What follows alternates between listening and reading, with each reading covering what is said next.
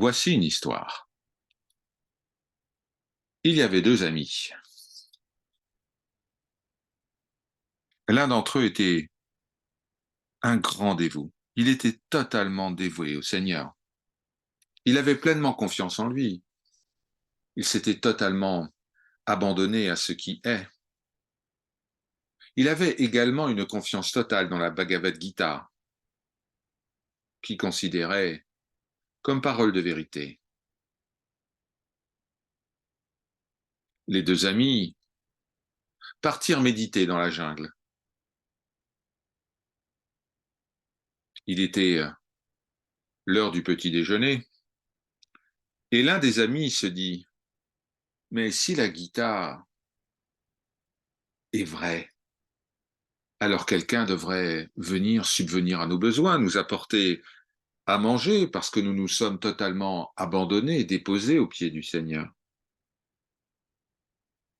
Il devrait prendre soin de nous.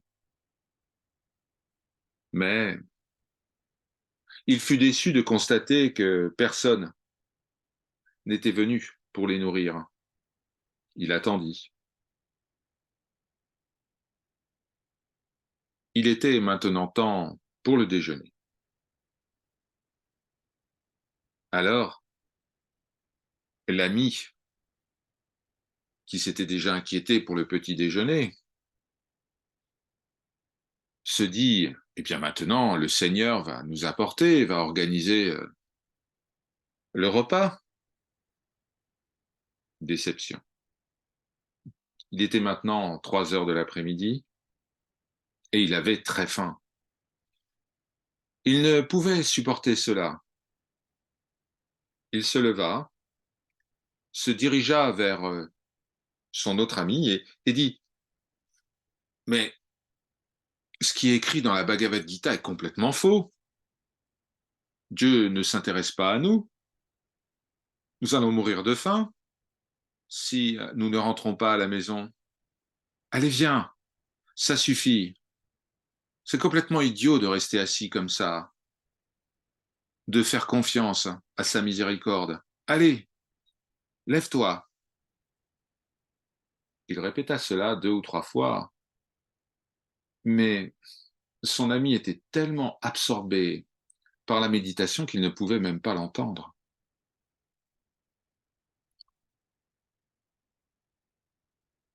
Celui qui s'était montré inquiet pour la nourriture était totalement dégoûté. Il avait très faim. Est-ce que vous voyez la différence? Cet homme-là était totalement attaché par les besoins du quotidien. C'est pour cela qu'il avait faim, qu'il était incapable de se concentrer, alors que son ami, lui, avait pleinement confiance dans les paroles rapportées par la Bhagavad Gita, et il ne s'inquiétait point de ses besoins physiques. Il avait transcendé le monde. Il était totalement absorbé en Dieu.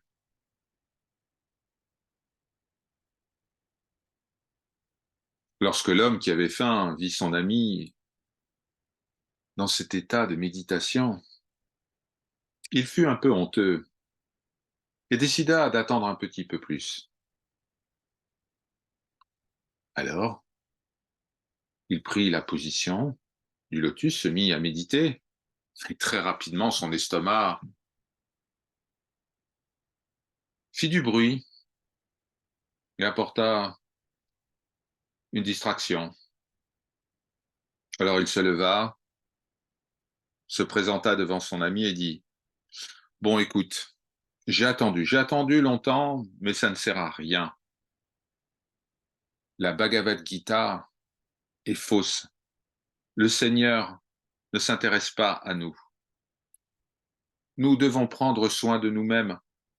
Allez, lève-toi, viens, retournons à la maison, prenons quelque chose à manger et reposons-nous. C'est complètement idiot de mourir de faim comme ça. Mais ces paroles n'eurent aucun effet sur celui qui méditait profondément totalement absorbé en Dieu. Alors, celui qui avait faim, eh bien, abandonna son ami là, dans la jungle, et retourna chez lui. Il prit un bain, et puis il pria, puis il mangea et se reposa. Et puis il se souvint de son ami qui était toujours dans la jungle. Il était un peu inquiet à son sujet. Il demanda à son épouse de préparer un peu de nourriture pour son ami et emmena cette nourriture dans la jungle, où son ami était toujours assis dans une méditation profonde, absorbé, sans être perturbé par quoi que ce soit.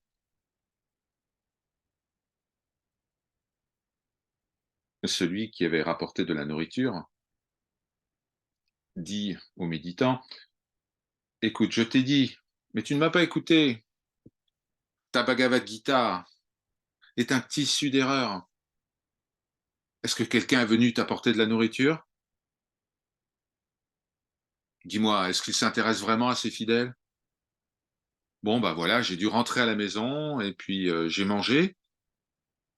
Je savais que rien n'arriverait. Puis après, j'ai pensé à toi et je t'ai apporté cette nourriture. Alors mange, je t'en prie. Arrête de croire à toutes ces idées stupides. Personne ne prendra soin de toi.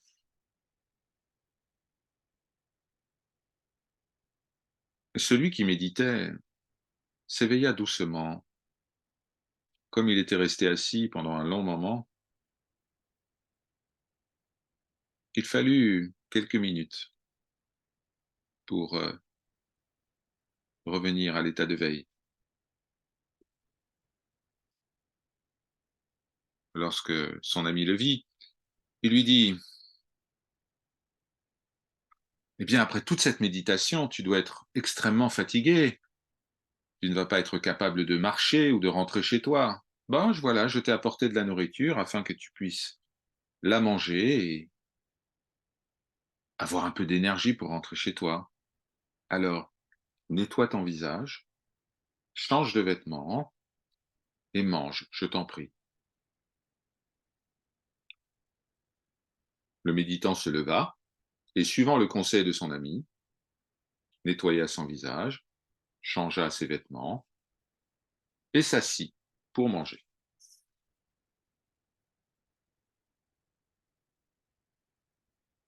Pendant que le méditant mangeait, l'ami qui avait amené la nourriture lui expliqua: bon, maintenant, vois la réalité. C'est du bon sens, en fait. Tu peux simplement manger la nourriture parce que je t'ai amené cette nourriture. Tu me suis? Ce n'est pas Dieu qui t'a amené la nourriture. La Bhagavad Gita est complètement fausse.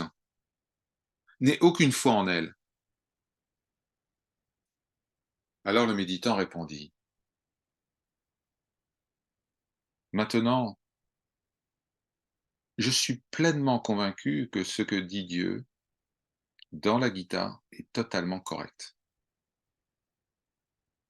Dieu s'est manifesté à moi sous ta forme.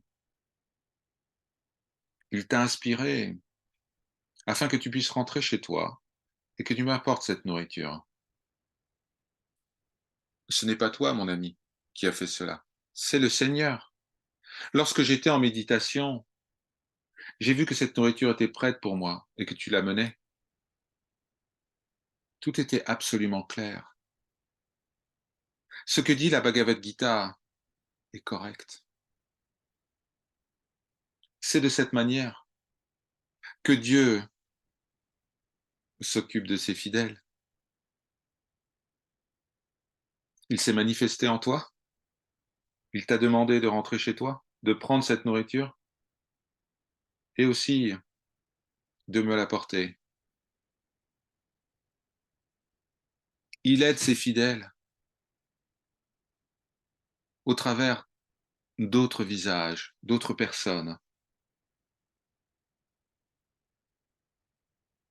C'est une preuve évidente de la vérité contenue dans les paroles de la Bhagavad Gita. Cela a confirmé ma foi. Gratitude pour cela.